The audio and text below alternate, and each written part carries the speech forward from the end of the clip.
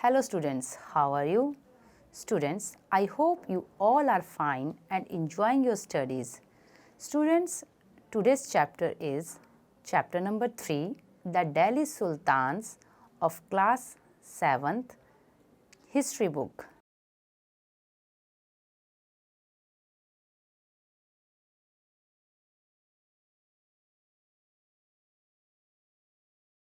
Student, in this chapter, we will discuss about the Delhi rulers and sultans and their administration and their architecture and the expansion of Delhi Empire from garrison town to empire. So student, now we will start our chapter. Let's start. Students, you see here a king sitting on throne. He is a ruler. Nowadays, our PM, Shri Narendra Modi ji, is rule our country. So, I hope you will understand the ruler. In chapter 2, we saw that regions like the Kaveri Delta became the center of large kingdoms. Did you notice that there was no mention of a kingdom with Delhi as its capital? That was because Delhi became an important city only in the 12th century. Take a look at table 1. Delhi first became the capital of a kingdom under the Tomar Rajputs, who were defeated in the middle of the 12th century by the Chauhanas, also referred to as Chahmanas of Ajmer. It was under the Tomars and Chauhans that Delhi became an important commercial center. Many rich Jain merchants lived in the city and constructed several temples. Coins minted here called Dehliwal had a wide circulation. The transformation of Delhi into a capital that controlled vast areas of the subcontinent started with the foundation of the Delhi Sultan in the beginning of the 13th century. Take a look at table 1 again and identify the 5 dynasties that together made the Delhi Sultan. So student, in this table, here we see the different dynasty and their successors. First, we see here Rajput dynasties. In Rajput, Tomars were ruled first, early 12th century to 1165, in which Anangpal was ruled 1130 to 1145. After Tomars, Chauhans were ruled Delhi in 1165 to 1192. Prithviraj Chauhan was famous ruler of Chauhan's dynasty. He ruled 1175 to 1195. After Rajputs, early Turkish rulers ruled Delhi in 1206 to 1290. The first was Qutbuddin Aibak, 1206 to 1210. After him, Shamsuddin Iltutmish was ruled Delhi in 1210 to 1236. After Razia, she ruled Delhi 1236 to 1240. Then Ghiyasuddin Balban 1266 to 1287. After Turkish ruler, Khalji dynasty was ruled Delhi. They ruled 1290 to 1320. Their famous ruler Jalaluddin Khalji ruled 1290 to 1296 and Alauddin Khalji was ruled 1296 to 1316. After Khalji dynasty, Tughlaq dynasty was ruled Delhi between 1320 to 1414. Ghiyasuddin Tughlaq 1320 to 1324. Muhammad Tughlaq 1324 to 1351. Firoz Shah Tughlaq 1351 to 1388. All ruled Delhi. After Tughlaq dynasty, Sayyid dynasty was ruled Delhi. in between 1414 to 1451. Khijr Khan was famous ruler of this dynasty. He ruled 1414 to 1421. After Sayyid dynasty, Lodi dynasty ruled Delhi 1451 to 1526. Behlol Lodi was famous ruler of Lodi dynasty. He ruled 1451 to 1489. So students, the Delhi Sultan built many cities in the area that we now know as Delhi. Look at map 1 and locate Delhi, Kuhana, Siri and Jahanpana. So students, our next topic is finding out about the Delhi Sultans. Here you see some pictures. In these pictures, 4 stages in the making of manuscript was described. Picture A, preparing the paper. Picture B, writing the text. In picture C, melting gold to highlight important words and passages.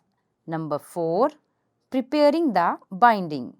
So students, although inscriptions, coins and architecture provides a lot of information, especially valuable are histories.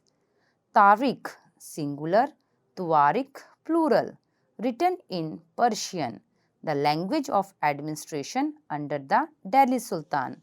The author of Tuarik were learned men, secretaries, administrators, poets and courtiers who both recounted events and advised ruler on governance, emphasizing the importance of just rule. So students, here we discuss the circle of justice. Fakir-e-Mudabbir wrote in the 13th century that a king cannot survive without soldiers and soldiers cannot live without salaries. Salaries come from the revenue collected from peasants, but peasants can pay revenue only when they are prosperous and happy. This happens when the king promotes justice and honest governance. Do you think the circle of justice is an appropriate term to describe the relationship between the king and his subject? I think this is correct. This is an appropriate description. Keep the following additional details in mind. Number 1. The authors of Tuarik lived in cities, mainly Delhi, and hardly ever in villages. Number 2. They often wrote their histories for sultans in the hope of rich reward. Number 3. These authors advised ruler on the need to preserve an ideal social order based on birthright and gender distinctions. Their ideas were not shared by everybody. Students, here we see 2 words, birthright and gender distinction. Birthright is privileges claimed on account of birth. For example, people believed that nobles inherited their right to govern because they were born in certain families. And gender distinction is social and biological differences between women and men. Usually, these differences are used to argue that men are superior to women. In 1236, Sultan Iltutmish's daughter Razia became Sultan. The chronicler of the age, Minhaj-i-Siraj, recognized that she was more able and qualified than all her brothers, but he was not comfortable at having a queen as ruler, nor were the nobles happy at her attempts to rule independently. She was removed from the throne in 1204. So students, now we will discuss our next topic, from garrison towns to empire, the expansion of Delhi Sultan. Students, look at this map. Map 2, major cities captured by Shamsuddin Iltutmish. In the early 13th century, the control of the Delhi Sultans rarely went beyond heavily fortified towns occupied by garrisons. What is garrisons? Garrison town means a fortified settlement with soldiers. The Sultan seldom controlled the hinterland. What is hinterland, students? The lands adjacent to a city or port that supply it with goods and services.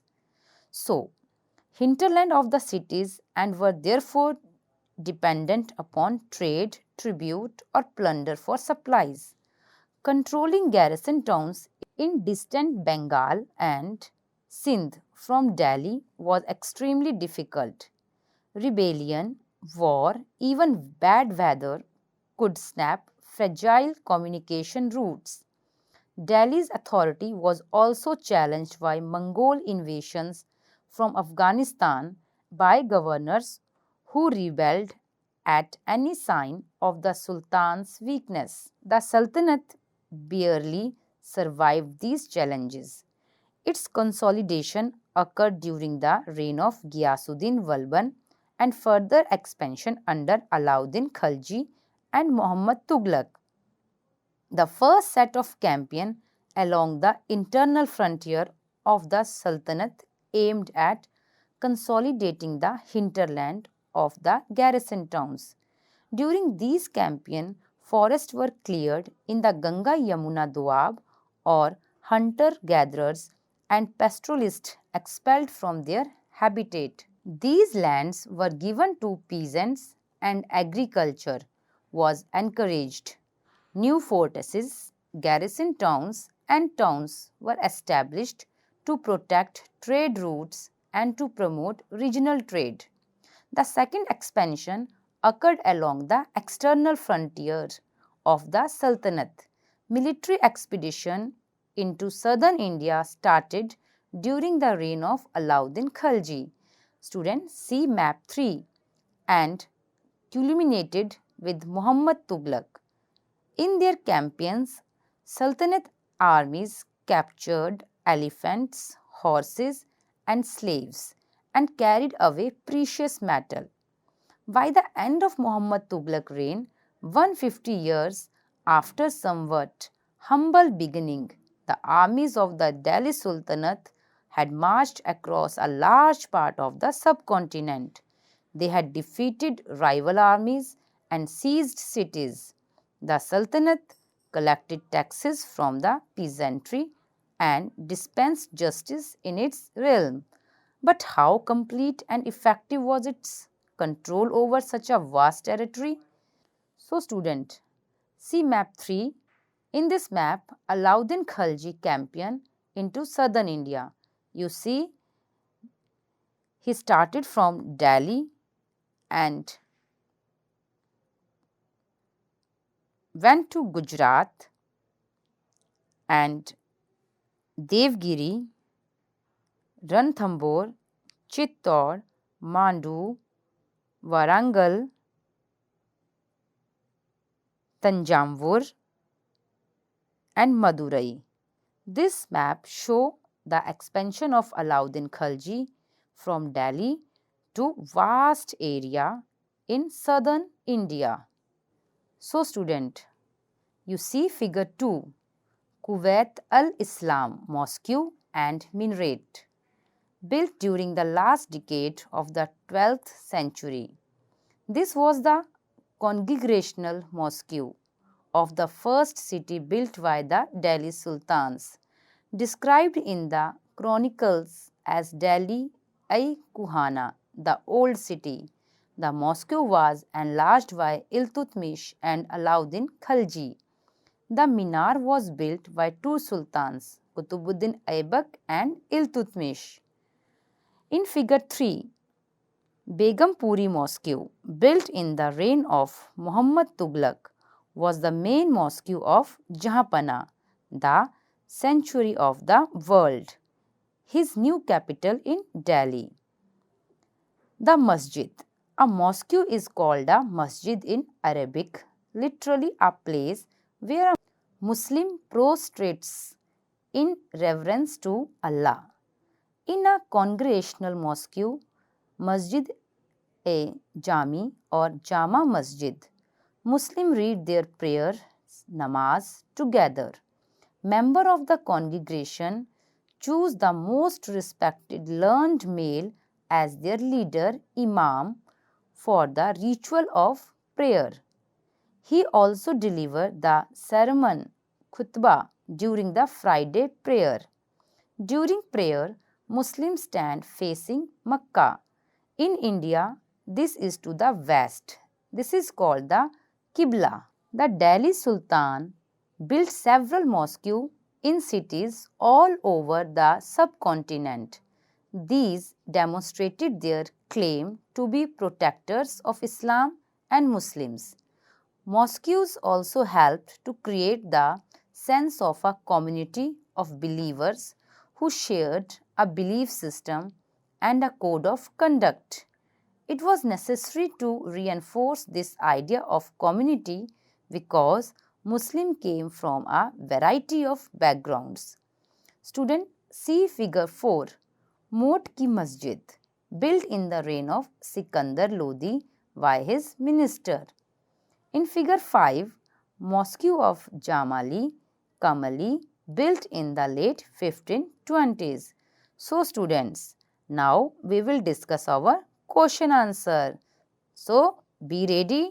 So student, first question, which of the following was not the king of the Rajput dynasty?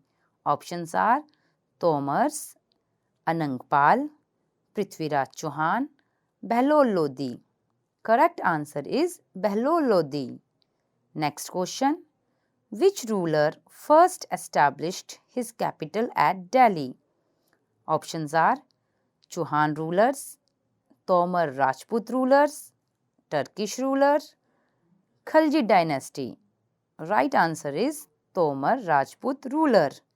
Next question is, who was the first slave king of Delhi Sultanate? Options are Kutubuddin Aibak, Iltutmish, Razia Sultana, Alauddin Khalji. Correct answer is Kutubuddin Aibak. Next question. What was the language of administration under the Delhi Sultan? Options Urdu, Persian, Hindi, English. Correct answer is Persian. Next question. The position of standing facing Makkah during namaz is known as, options are khutbah, Qibla, Sajda. Correct answer is Qibla. Next question is, a fortified settlement with soldier was, option hinterland, garrison town, Jagir, and none of these. Correct answer is garrison town. So students, now fill all these blanks. First, Tariq or Tuarik were written in dash. Answer is Persian. Dash was built by two rulers, Kutubuddin Aibak and Iltutmish. Answer is Qutub Minar. Next, leader of the namaz is dash. Answer is Imam. Next, Razia Sultana ruled from dash to 1240 AD. Answer is 1236. So students, I will ask some true and false. Delhi became an important city under the rule of Tomars and Chauhanas. True. Minhaj-e-Siraj was in favor of Queen's rule in Delhi. False. Delhi-i-Kuhana was oldest of four cities of Delhi and was established by Muhammad bin Tughlaq. True. So students, now match some columns. Column A and column B. First, Dehliwal. Second, Shamsuddin Iltutmish. Third, century of the world. Now you match with these columns. First, column B is early Turkish ruler. Second is Jahanpana. Third is coins minted in Delhi. So student, Now start match all these options. Delhiwal. Right answer is coins minted in Delhi. Shamsuddin Iltutmish. Right answer is early Turkish ruler. Century of the world is Jahanpanah. So students, all claps for themselves. Now we will stop here our part 1. Thank you. So students, here we stop our chapter The Delhi Sultan part 1. We meet again in part 2. So stay safe, stay healthy. Thank you.